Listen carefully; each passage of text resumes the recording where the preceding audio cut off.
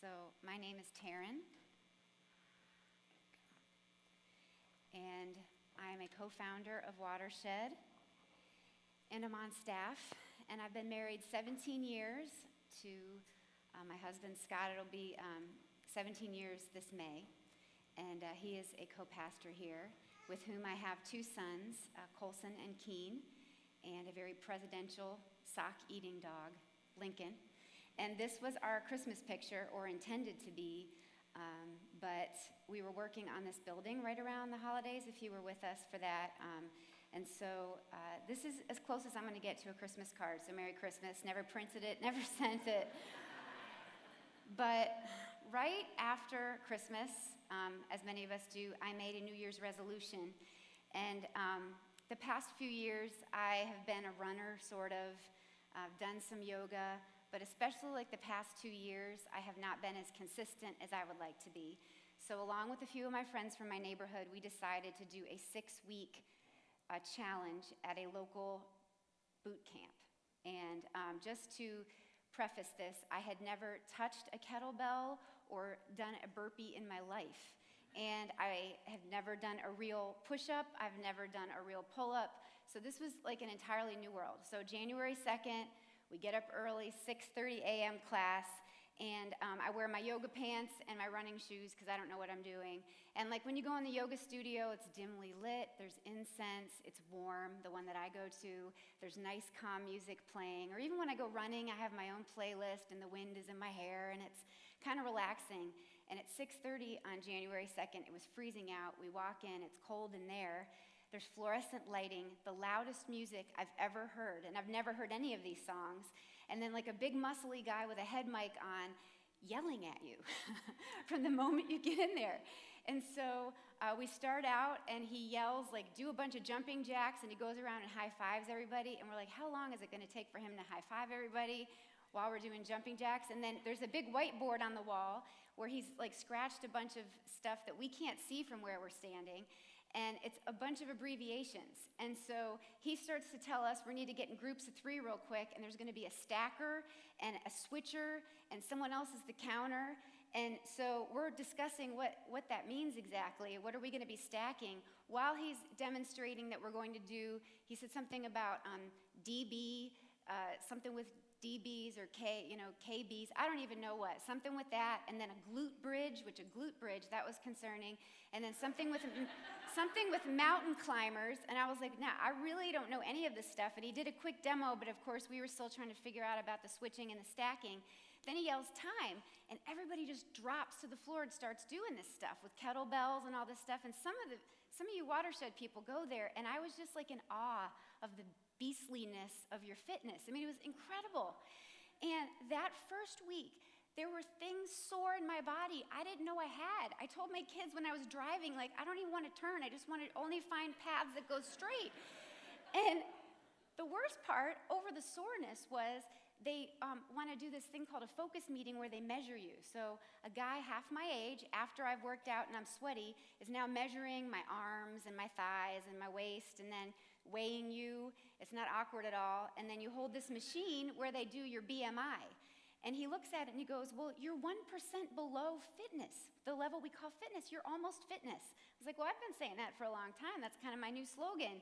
So we keep going, and they have all these things you have to do. Keep track of all your food in your phone. They want you to drink so much water that I felt like I was sloshing around. So whenever I wasn't sore or working out, I was just in the bathroom. And so we go 5 days a week. Some weeks I went 6 days a week. I was like, I can see it. By Valentine's Day, I'm gonna be ripped, and I'm gonna know what these abbreviations are, and I'm gonna find out what a stacker is. And so we go, and we're learning a lot of new things, and it's starting to be fun. I mean, I'm actually looking forward to getting up, because I'm like, oh, I've done this. Jump rope, I can do that one. So the last few days, they have you sign up for your final focus meeting so they can remeasure you. So a girl does it this time, and she said, you're not gonna believe this. And I was like, fitness? My fitness now?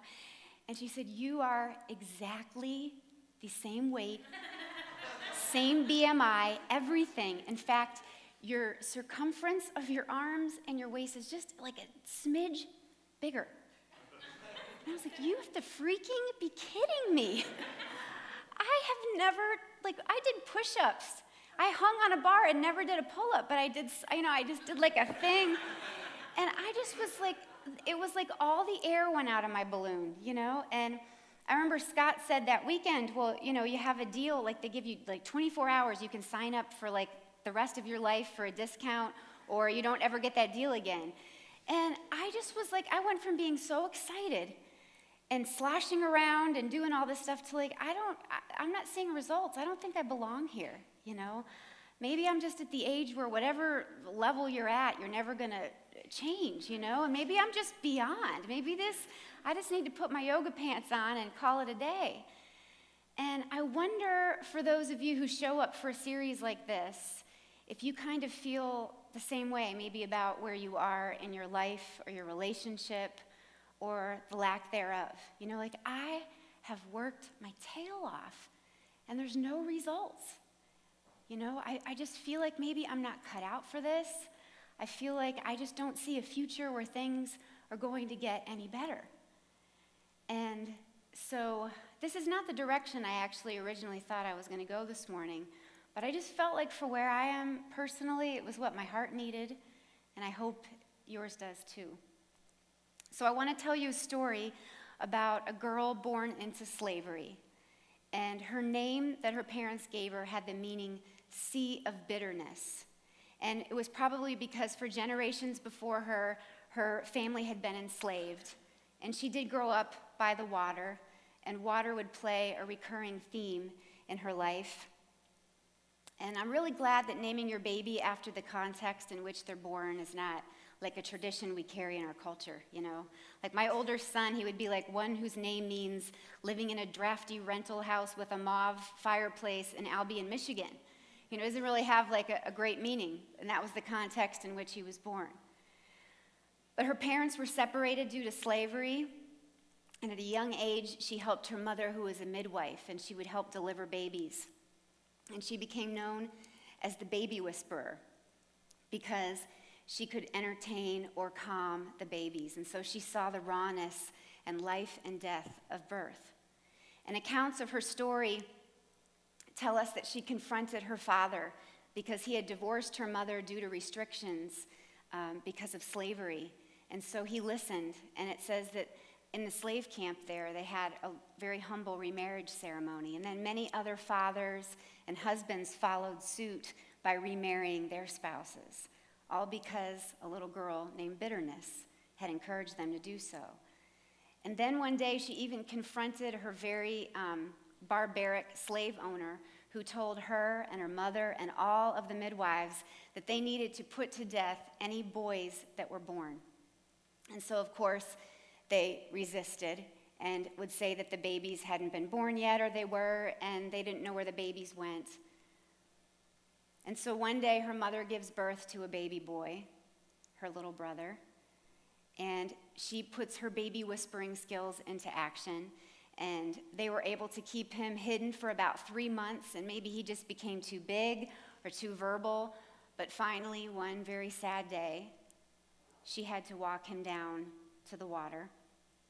And instead of plunging him to his designated fate, she rests him on the surface of the water in a woven cradle. And this is where you might start recognizing their story. And floats him away from the slave camp in hopes for a better future, in hopes for freedom and maybe a life that she didn't have. And here, Sea of Bitterness rescues Moses, her baby brother. Sea of Bitterness, also known as Miriam. And the Bible refers to Miriam as the very first prophetess. Up to this point, of course, it's only been men, and prophets were foretellers of what is to come, of what could be. A girl, outspoken, feisty, rule-breaking, a confronter of injustice, courageous, compassionate. Who knows, a little girl maybe with a baby on her hip, a captive in a slave camp, a hero, and a future seer. And so When Jewish scholars study the Torah, which is the first 5 books of the Bible, in which we find this story, they often use what's called a midrashic interpretation. And Dr. Rosenthal calls it an ongoing attempt to unearth the hidden truth latent in Scripture, to peel away the corrosive patina accumulated over many years of reading with eyes clouded by convention and reveal the pure, shining essence of divine wisdom. By applying different glosses, different lenses to the old, time-worn Bible tales, we can find in them startling new layers of meaning, like placing a dull rock under a black light to reveal luminous veins of color, otherwise hidden to the eye. I love that. It's where I wish we had black lights and I was wearing a white suit right now. But maybe for many of you, you kind of feel like you could use a new lens or more unclouded eyes or more peeling away of the corrosive layers, because whether it's an old Bible tale or the stories in which we find ourselves, we feel like a little bit of light could do us some good, or a new lens. So if that's the case for you, there's a few things I really want you all to know. The first of which is that you are not defined by the place from which you came. You know, the situation, the emotional climate, maybe the brokenness, maybe the rules or the expectations, that if you were born in a home where there was abuse, that one day you will follow suit. If you were born in a home where addiction was prevalent, that you're going to follow the same path. And whatever you might have been called or told, too fat, too thin, too short, too tall, too outspoken, not religious enough, too religious, incompetent, not disciplined enough, whatever little voice you heard whispering in your ear, or whatever has been pinballing around in your mind, that maybe we realize that these aren't the things that we have to live up to. I'm a New Englander, and I won't speak for all of us, but most of us, if you are in New England, will notice we kind of say it like it is. And that's just a way of really relating to each other. Or we'll say nothing at all and totally blow you off if you've upset us. There's like really no in-between. There's not really a good like middle ground. And I remember when I first moved to the South, I was like, this whole Southern sweetness thing is like, seems like phony baloney to me. And then I realized like some people are really just actually that nice. But I can remember moving to Virginia after college and someone waving to me when I was on a run, and I was like, you know me? You know, like, what is this? You know, you're just saying hi to say hi, like totally a new world for me. And within our marriage, there are so many times where either I'm going to say everything and maybe not the best way or the right time, or if you've crossed me, I'm not going to say anything at all, which does not help one's marriage. And Scott often will have to say, I can tell something's going on. Come on, tell me what's going on. He has to kind of pull it out of me. And I have to remind myself that I don't have to be necessarily the flavor of where I came from. You know, there's this kind of merger that went on between his Buffalonian life and my life that can come together and be something new, and we can work towards that. Glennon Doyle says that our entire adulthood is like the process of unbecoming. And she uses the imagery of those little Russian nesting dolls, you know, the Matryoshka dolls. And she says that it's like everything that happens, the pain or the discoveries that we have, it's like taking off another layer, you know, and getting to the next size doll. Oh, that's not me. Oh, I thought I was going to be this, and actually that didn't work out like I thought it would. And oh, now this relationship is over. I didn't think that was going to be that way.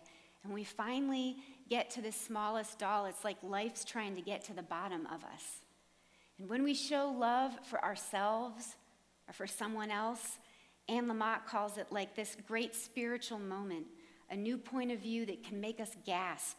It gives us the chance to rediscover something both old and original, the sweet child in us, who all evidence to the contrary was not killed off, but just put in a drawer. And we know as kids we're sponges. I mean, we soak in what we're exposed to. It's like our whole life and adulthood can be like a fight to discover ourselves in that cluttered drawer. So as we peel away those corrosive layers and fumble around in that cluttered drawer, we start to think that maybe the moniker that we've been carrying doesn't have to be what we embody. that maybe the future we've been projecting doesn't have to be our reality. Like brash and distant could become gentle and warm, maybe never sweet, I don't know. Like just a slave kid becoming rescuer. Like bitterness becoming prophetess.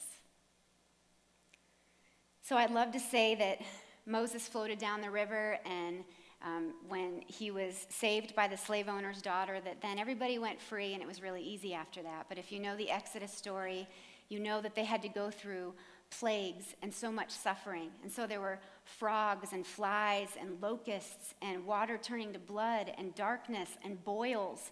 And you would have thought, like, after maybe one or two of these things, finally Pharaoh would say, you guys can get out of here.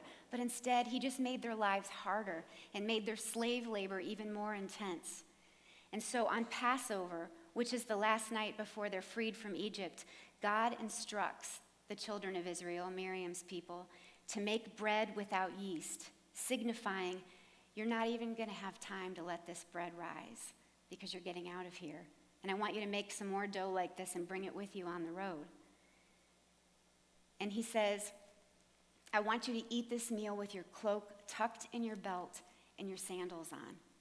Like, you're not just getting comfortable here. You're getting out of here, finally. You're going to leave. So finally, after the last plague, Pharaoh says, get out of here. In the middle of the night to Moses, I want you to leave. And so the Bible says that 600,000 of them now leave the slave camp, embarking on their way to freedom and the promised land. But as we know the story, in between lies the wilderness. And so next I want you to know that every step is a choice between wild weed and wildfire. I know some of you are like, weed and fire are kind of my jam, but that's not exactly where I'm going with this.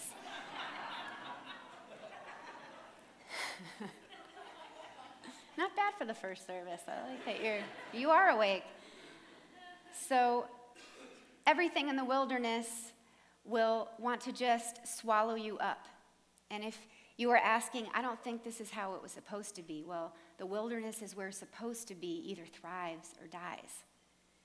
And Anne Lamott calls expectations, the way we think it's supposed to be, resentments under construction. So when we have expectations and pain, they then lead to resentment. And resentment has been described as molten lava in one's bones, the first cousin of anger, rust that deteriorates our relationship. And as it snowballs, it can become the worst form of resentment, the corrosive ulcer that is bitterness. And Dr. Stephen Diamond defines bitterness as a chronic and pervasive state of smoldering resentment, one of the most destructive and toxic of human emotions. It says in Hebrews 12 that when bitterness is allowed to take root, bitterness is going to happen. But when bitterness takes root and gets way down deep, a thistle or two gone to seed can ruin a whole garden in no time. Like bitterness, this weed, it gets in there and it literally suffocates all the goodness and all the beauty that could have existed. And it's literally killing us. Scientists have concluded that bitterness left unchecked interferes with the body's hormonal and immune systems, causing higher blood pressure and heart rate, higher risk of heart disease and other illnesses. So imagine you have the seesaw, and on one end you have fear and shame, which within relationships usually takes the form of resentment. And then on the other end of the seesaw, you have interest, compassion, emotional connection, attunement. And as interest and compassion and attunement go up, resentment goes down. But when resentment goes up, all the attunement goes down. And what's really hard is if you're in a relationship like this and someone is not emotionally connecting with you, it's really hard to want to do that with them. And if you've ever tried to love someone who's resentful or bitter, it's like they're impermeable to it. Because bitterness and resentment desensitize us to the inner world of others. It's like our soul has its arms folded. And inside we're saying, I don't care about how you feel, I care about how I feel. And I don't know if I've told Scott this before, but I remember about a year ago, I think it was on a Saturday morning, because he's up like in the middle of the night practically every other day of the week before me. But I woke up and I looked over and he was sleeping. And our boys are getting older. And I looked at his face and it was like looking at our boys. I mean, the resemblance, it's almost maddening how much they look like him. But it was like the first time, like, wow, our boys are him so much. And he's somebody's little boy that grew up. Someday, sorry, I'm so weepy. Someone's gonna look across at them in the morning, and how do I want them to see my sons? Do I want it to be all about them? And it's like the year almost 17 me is starting to realize that, but year 1 through I don't even know what, it's like, what are my needs? What can I get from this? Why aren't you meeting all these expectations? And I'll have these little glimmers of, oh yeah, you have some needs. You have some dreams and desires. And are those being met? And things can sneak in to elevate resentment, like passivity. Not doing active work on your relationship is doing you a disservice. And I'm no expert, but I truly believe that there is no therapy-proof relationship. And for people that think they are therapy-proof, you'll be surprised if you actually go. And so we've given you a list on our website under resources and on our app under Sunday News of suggested local counselors who we really believe could be of big help. Because even though it can be uncomfortable, Jen Hatmaker has said that the kill shot can be silence, and truthfulness can hurt for just a moment. But I know that can be the boat for many of us, that we don't want to go through that uncomfort. Another way a sneaky resentment elevator can sneak in is disengagement. It's like a silent killer. And letting interest decline. And neither of you sometimes can pinpoint the moment it happens, but the novelty does wear off. And some of you know this. And then familiarity, even if it's something good, at times can start to breed discontent. And then when there's not effort put in, it breeds resentment. And this is where bitterness really thrives. And Brene Brown says that when the people we love stop paying attention, trust begins to slip away and hurt starts seeping in. Disengagement triggers shame and our greatest fears, the fears of being abandoned, unworthy, and unlovable. What can make this covert betrayal so much more dangerous than something like an affair is that we can't point to the source of our pain. There's no event, no obvious evidence of brokenness. And when you feel the resentment end of the seesaw elevating in your relationship, when you know that you're not putting in active work, it's right here where you keep your proverbial cloak tucked in your belt and your sandals on and your keys in your hand and you leave your earrings on, and by all means you do not put on your cozy pants. It's like time right there where we have to be reminded, this is the time for work. This is the time to go someplace. We can't stay in this place. And it really is a choice daily.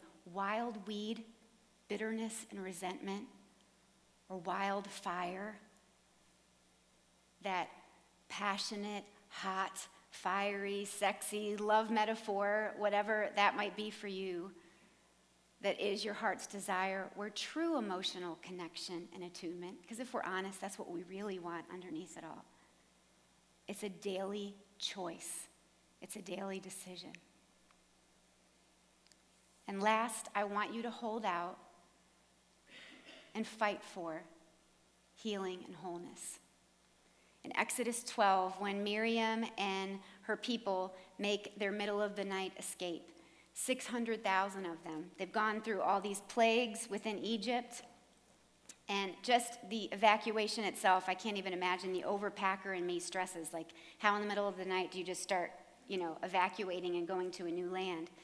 And the scripture says that God didn't take them through the Philistine country, which was the shorter route, because he was concerned that they would back out and chicken out. So he takes them the long route, which, as we know, dead ends at the banks of the Red Sea. And then they look behind them, and Pharaoh had changed his mind about releasing them, and he's rolling up with his armies.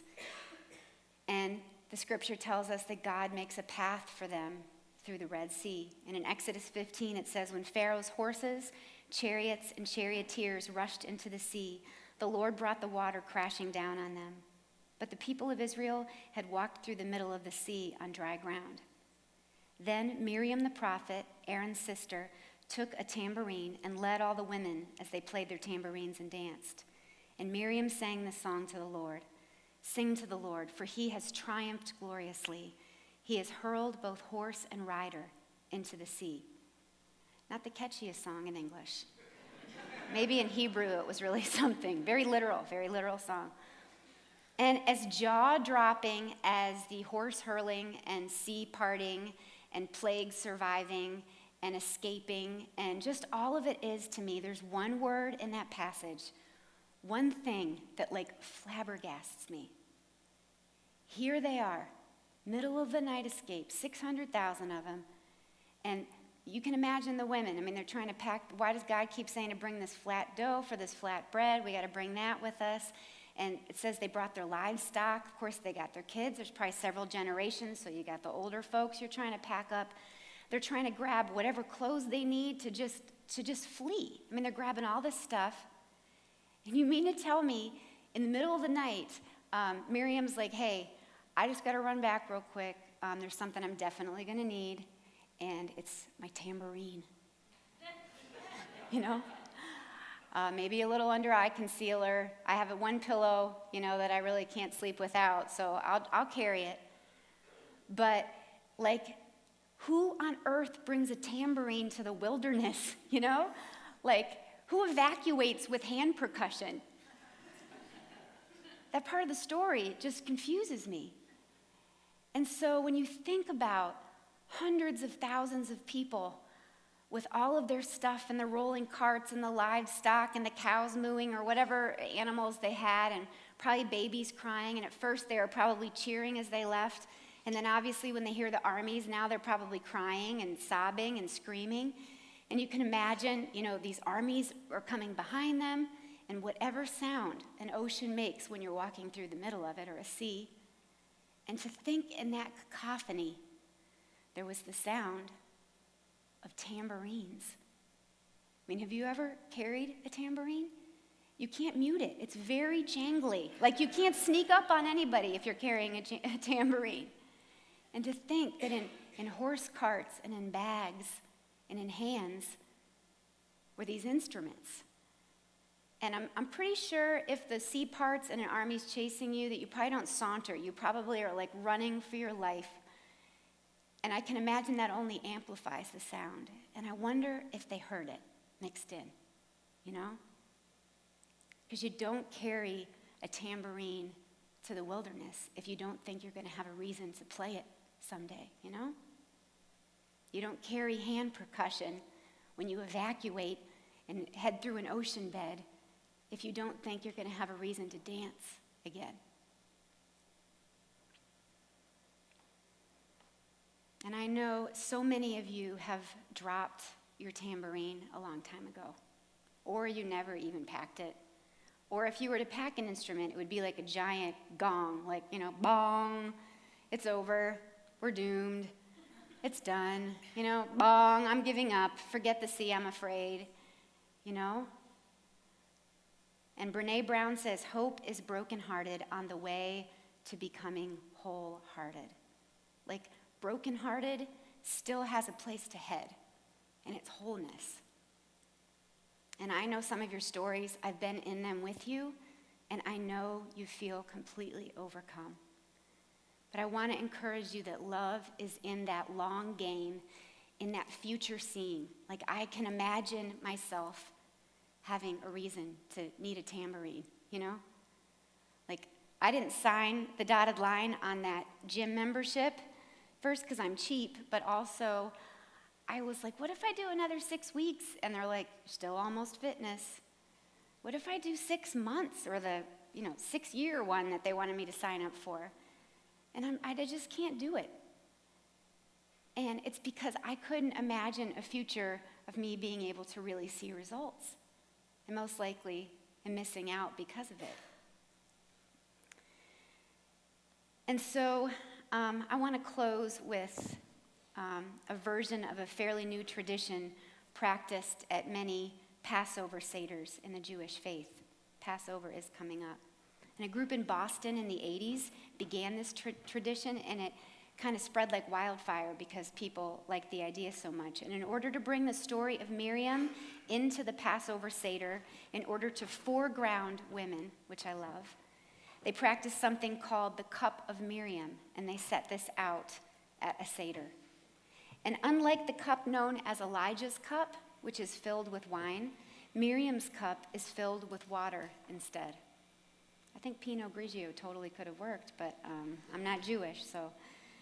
Water was part of Miriam's theme throughout her life, and of course her name, Sea of Bitterness, and the river, and the ocean parting. But also rabbis attribute the moving well of water that traveled with the children of Israel throughout the wilderness to Miriam, because when she died, that well dried up. And so this cup not only signifies the way Miriam, a feminist and prophet of epic proportions, sustained, hoped for, and encouraged, rescued and helped her people envisioning a better future during their exodus from Egypt. But this tradition was begun to remind everyone, including women who had been excluded for so long, that they deserve a seat at the Passover table. So we're going to do our own version of Miriam's cup today. And at a Seder, people are invited to pour a little water from their own glass into Miriam's cup. It's a little gross to me. Or some people bring water from some of their favorite locations, an ocean where they love to visit, a lake near their house, water from their home, all representing our different stories coming together and sustaining each other. I want to pray this blessing that they pray at many Seders over you as we close. But before we do that, I have 2 wishes for you. First is that you would be tambourine packers and players. Don't just pack it and never play it. And secondly, that your love would be like the Thirsty Beaver Saloon. You didn't think I was going there. I was like at a Seder. I was talking about Seders, and it's like, but it's just a few blocks away, little dive bar in Plaza Midwood if you've never been. It's hard not to notice because it's kind of become our local symbol of, I don't care how much money you offer for the land. I don't care that you want to bulldoze me. I don't even have any parking. Doesn't matter. I don't even serve food. Doesn't matter. I'm holding out. I will be the dive bar of defiance. My dissension from what everyone says I should be. They're building all these cheap high-rise apartments, which if you're renting one, no offense, all around them. But here it is. You will not crush me. This can be us. So when Miriam died,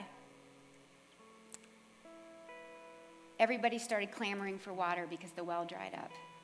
And it says that Moses in the book of Numbers calls them a bunch of rebels, which if you see the spelling, it's spelled the same as Miriam's name. And what's so incredible is her name, who she was, became synonymous with Israelite insurrection. Bitterness became this sign of resistance. And this can be us. Love is a rebellion, an insurrection, an uprising, an antithesis of everything mounting and surrounding us.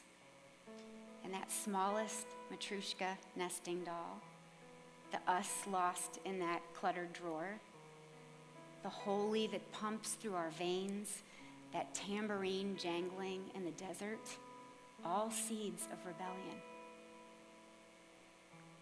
So I want to read this prayer over you as we begin.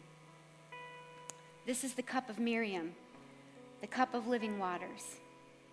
Let us remember the exodus from Egypt, These living waters, God's gift to Miriam, gave new life to Israel as we struggled with ourselves in the wilderness. Blessed are you, God, who brings us from the narrows into the wilderness, sustains us with endless possibilities, and enables us to reach a new place. And may I add, may these waters poured together represent our stories, broken but beautiful, never dull in your light. Give us the courage and tenacity and future envisioning to hold out and fight for your healing and wholeness. No matter what is built up around us, may we be rebels, loving when it makes no sense. May the sound of our journeying jingle with each step of anticipating hope, standing our ground when we want to give in our pilgrimage together from brokenhearted to wholehearted. Amen.